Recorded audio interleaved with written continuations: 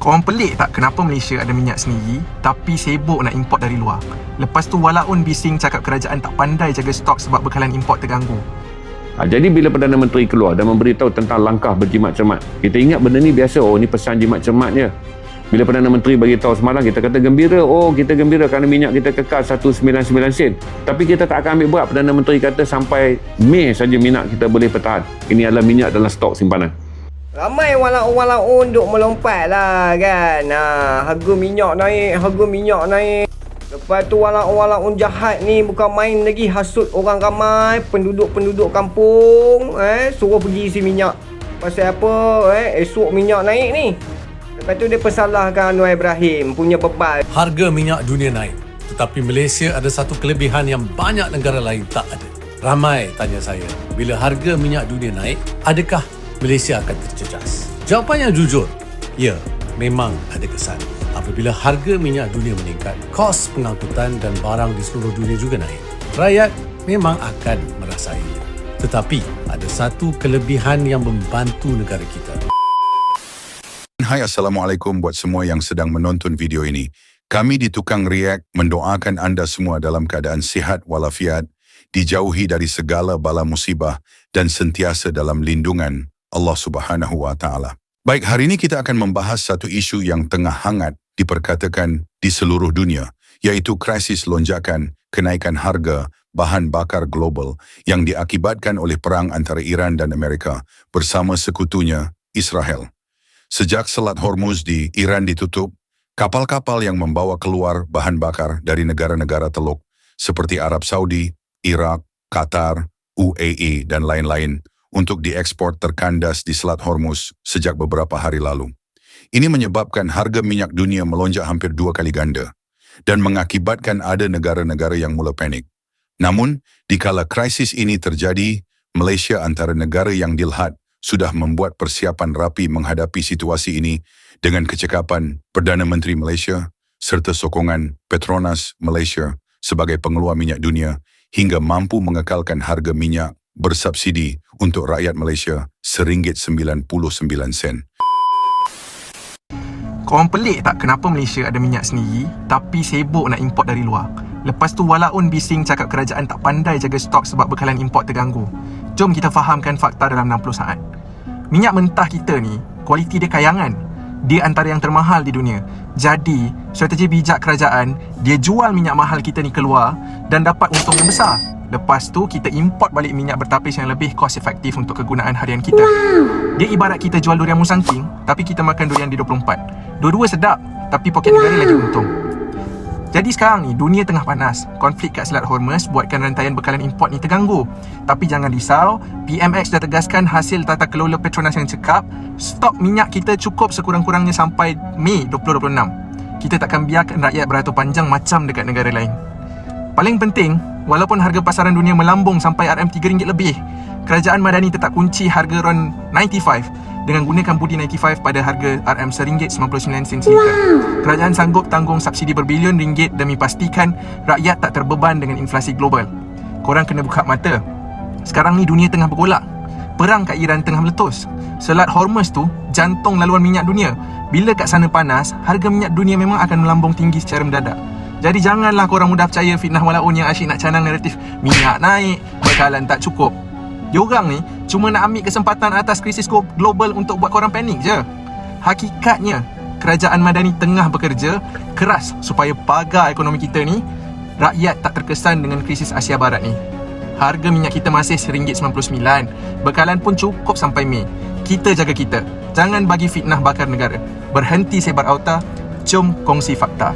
Harga minyak sekarang melonjak 2 kali ganda. Saya kata saya nak pertahankan RM1.99 ni. Doa mudah-mudahan boleh kita pertahan, tak tahu berapa lama. Kerana minyak dah 2 kali ganda naik. Kemudian kapal-kapal besar angkut minyak dan gas dari Teluk Hormuz di-skat kerana kezaliman yang berpunca dari Israel yang disokong oleh Amerika. Jadi mereka sekat lebih 200 tanker besar yang mengangkut gas, minyak dan peralatan engineering yang lain, kejuruteraan yang lain terbantut di situ. Kos dah melambung tinggi. Perang Iran lawan Israel dan US ni dah affect kita semua ni. Korang perasan ke tak? Harga minyak mentah dah cecah $100 satu tong. Ringgit pun dah jatuh, dah jadi RM3.96 berbanding dengan USD. A few weeks ago dah terbaiklah 3.88. Sekarang dah turun. Dah masa berapa hari je. PMX ni dah cakap, the early signs are not good. Tapi ramai lagi yang tengok tak buat apa-apa, tak buat any persediaan, tak faham tentang ekonomi bila kita berada dalam keadaan perang. Bukan kita lah, tapi di sudut-sudut satu dunia. Jom, I breakdown apa yang sebenarnya berlaku dekat minyak kita. Kalau korang pergi ke stesen minyak, korang akan nampak yang RON 95 korang ni harga dia masih lagi RM1.99 1 liter. Ramai yang ingat itu adalah harga sebenar. Tapi bukan. Kalau ikut harga pasaran, RON 95 kita sekarang ni patutnya dijual pada harga RM2.67 seliter. Kalau you tak percaya, bila you isi minyak tu, you guys tengoklah resit tu. Itulah harga tanpa subsidi. Yang kita bayar RM1.99 tu adalah sebab kerajaan tanggung lebih kurang 68 sen setiap liter untuk kita semua. Sebelum perang, harga minyak mentah dunia dalam $70 satu tong per barrel. Lepas US dan Israel serang Iran pada 28 Februari, harga minyak ni dia melompat naik ke $100 satu barrel. Dan harga dia masih menaik at the time of this recording. Iran pula ditutup selat Hormuz dia, which is selat antara dia dengan Saudi Arabia, dengan Qatar. Dekat situlah kapal-kapal yang ambil minyak daripada Iran dan juga dari Saudi Arabia. Semua tu akan lalu selat Hormuz tu untuk dihantar ke customer-customer dia. So Iran pun dia pergi Google lah. Dia kata mana-mana kapal yang lalu situ dia akan bakar. Sama ada dia berjaya atau tidak itu lain cerita. Tapi dah 200 kapal dah start dekat sana. Diorang takut nak lalu. Dan bayangkanlah ya, 20% bekalan minyak dunia memang lalu selat Hormuz tu. Kalau bekalan minyak terganggu, harga minyak akan naik. Simple. And of course lah, PMS dah cakap dengan jelas minggu lepas. Saya kata saya nak pertahankan RM1.99. Doa mudah-mudahan boleh kita pertahan tak berapa lama. Dia cakap kerajaan boleh tahan lagi untuk 1-2 bulan. Lepas tu, kerajaan kena pilih. Sebab again ya, harga kita bayar RM1.99 1 liter. Tapi kalau harga sebenar RON 95 tu dah naik daripada RM2.67 jadi RM2.80 jadi RM3 jadi RM3.50.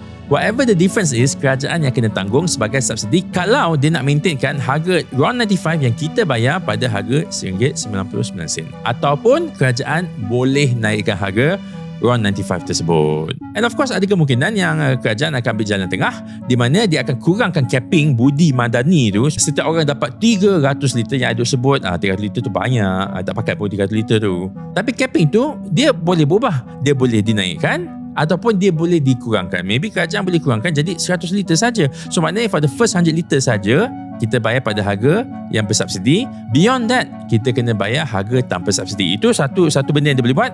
Kalau dia nak combokan dengan satu lagi, dia boleh naikkan sikit harga bersubsidi tu. Daripada RM1.99 1 liter, boleh jadi RM2.19, boleh jadi RM2.39. And you see, masalah RON 95 ni boleh naik. Bukan setakat dekat petrol pump saja. Tapi masalah dia akan spill over to other issues jugalah. Contohnya, kos pengangkutan yang naik. Lori, van, semua pakai minyak.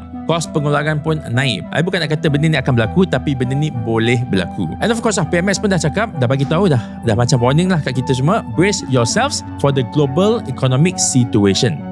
Jangan kita lupa bahawa dalam keadaan selesa ini, gambaran di dunia ini sudah kacau bina.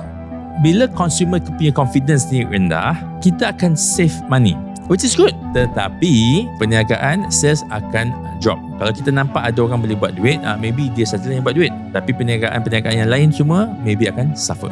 You kena faham ya, the structure of our subsidy yang kita sedang enjoy sekarang ni, kita kena faham benda ni maybe akan berubah dalam masa 1, 2, 3 bulan ini.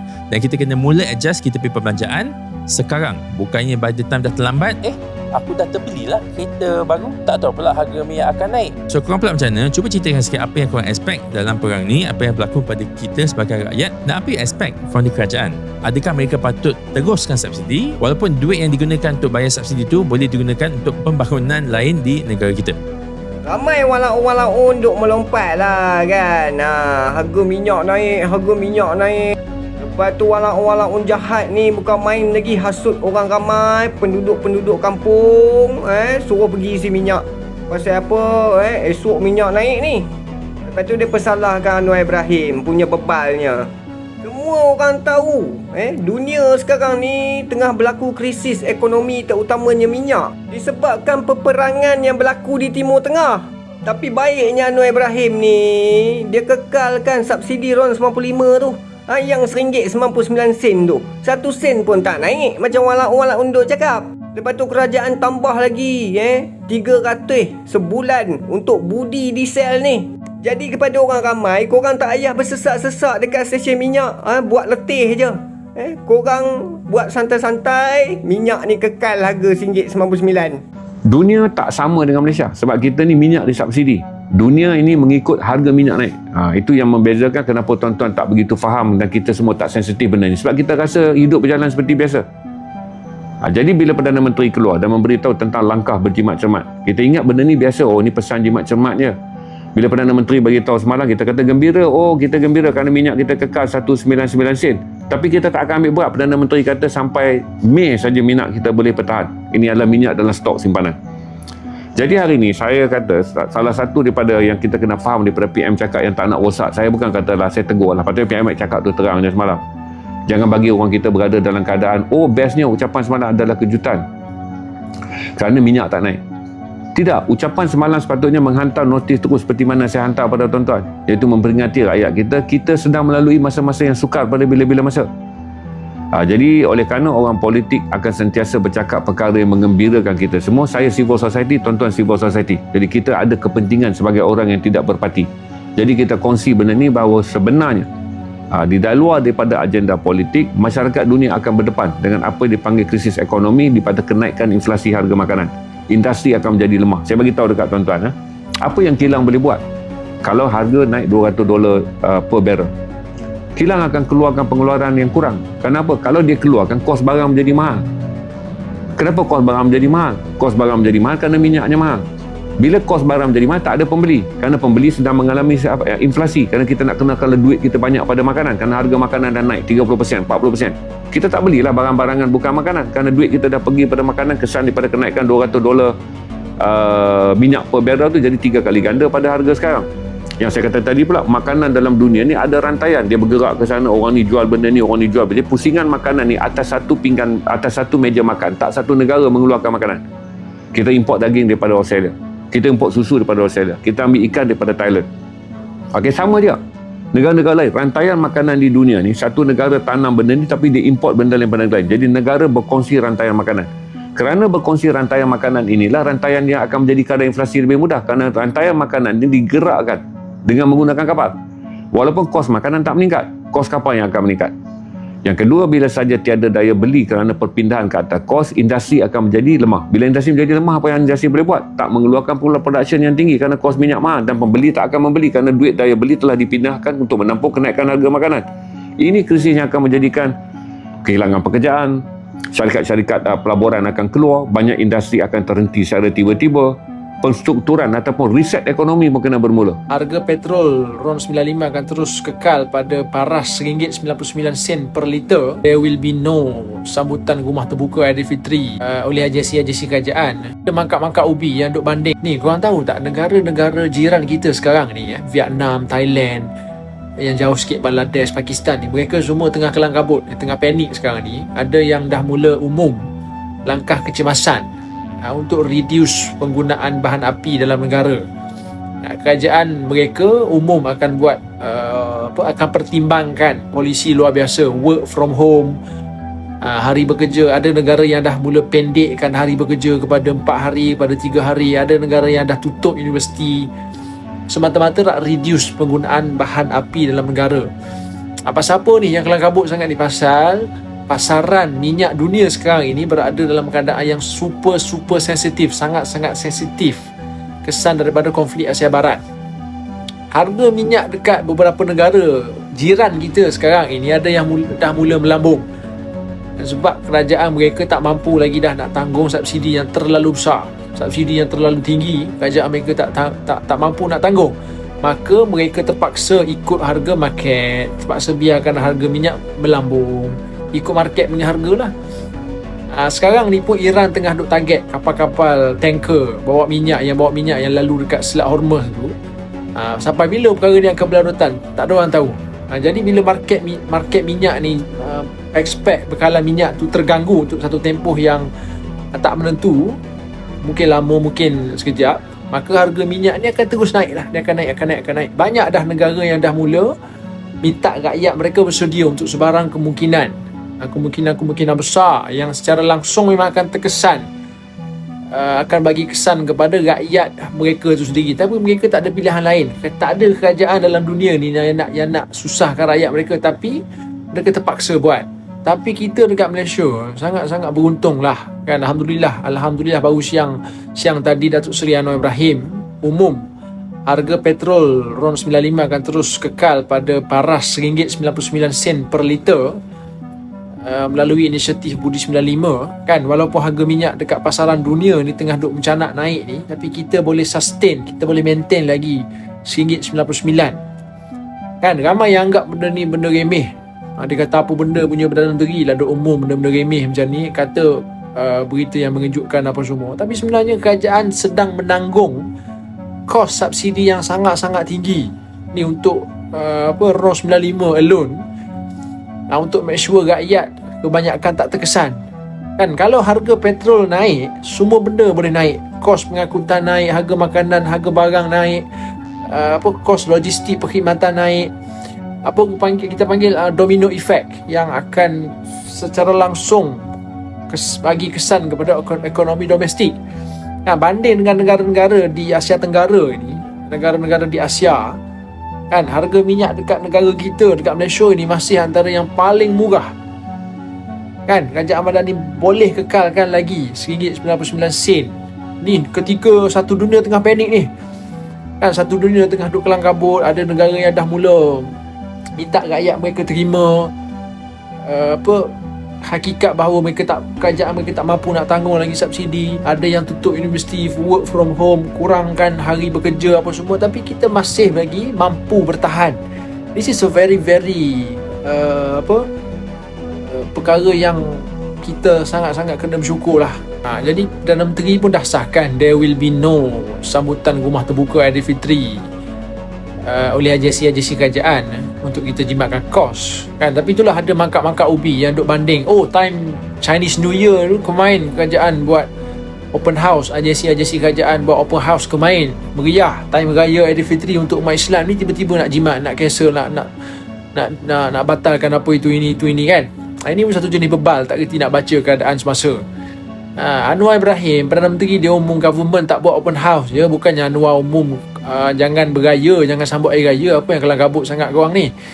Jadi sama-samalah kita doakan semoga krisis di Asia Barat ini dia tak akan bagi kesan teruk sangat pada negara kita. Kita nak minta supaya tak berlarutan pun dah macam dah tak boleh nak minta macam tu dah memang teruk sangat dah sekarang ni kan. Jadi kita mintalah supaya apa sahaja yang berlaku dekat sana dia tak impact teruk sangat pada negara kecil macam kita ni, insya-Allah lah.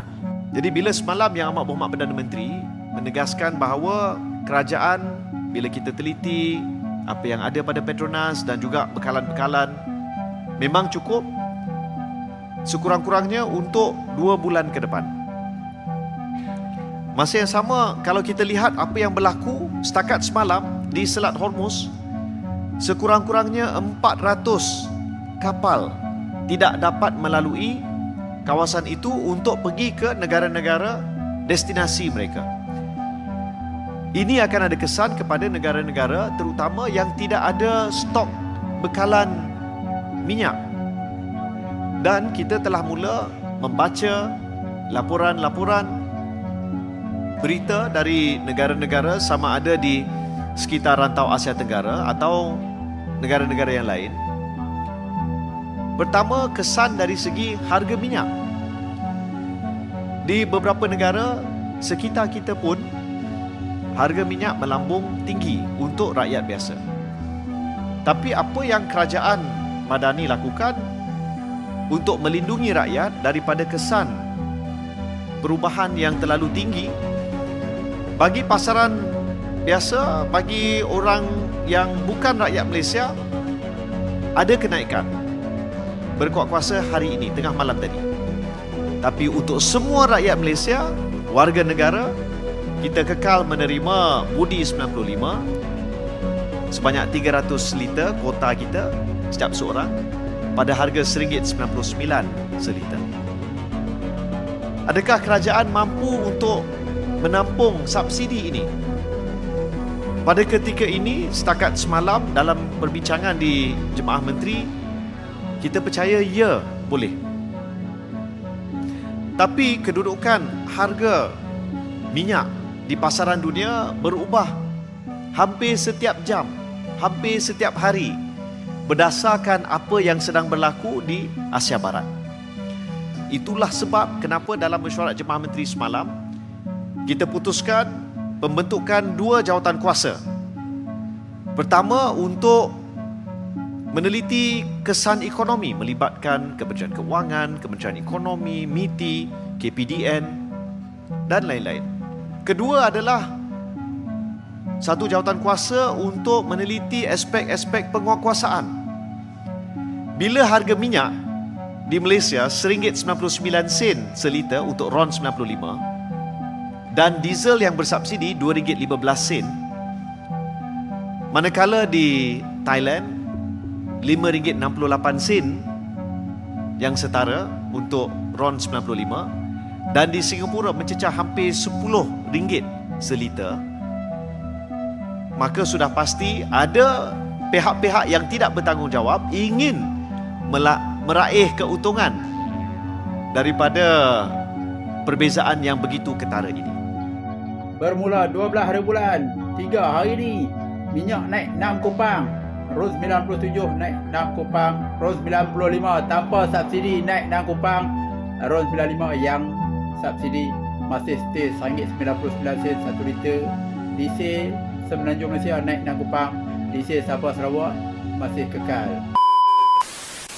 Walaupun harga minyak petrol di Malaysia masih stabil ketika ini, dengan adanya subsidi dan kebijakan pemimpin, harga ini boleh berubah mengikut perkembangan perang Amerika bersama Israel melawan Iran. Tapi yang jelas, Malaysia memiliki Petronas, walaupun minyak dunia kini tersekat. Setidaknya jika Malaysia kurang mengimport minyak, Petronas pasti ada di belakang rakyat Malaysia sendiri. Ketika ini, Australia, Nepal, Kemboja, Brazil dan Indonesia antara negara yang dilaporkan mengalami panik atau tindakan kecemasan akibat kenaikan harga bahan bakar. Kebanyakan negara Asia sebenarnya lebih terkesan kerana mereka sangat bergantung kepada minyak import dari Timur Tengah. Semoga perang ini segera berakhir dan semoga pemerintah Malaysia dan Indonesia semakin bijak menghadapi situasi sukar ini demi kemaslahatan rakyat. Jadi mungkin itu saja untuk video kali ini. Semoga dapat memberikan sedikit sebanyak manfaat kepada kita semua. Apa yang baik kita ambil dan mana yang buruk kita tinggalkan. Jangan lupa support Tukang React dengan cara tekan butang subscribe, tekan loceng agar tidak ketinggalan video seterusnya dan jangan lupa tinggalkan komen. Terima kasih sudah menonton. Kita jumpa lagi di next video. Assalamualaikum. Bye-bye.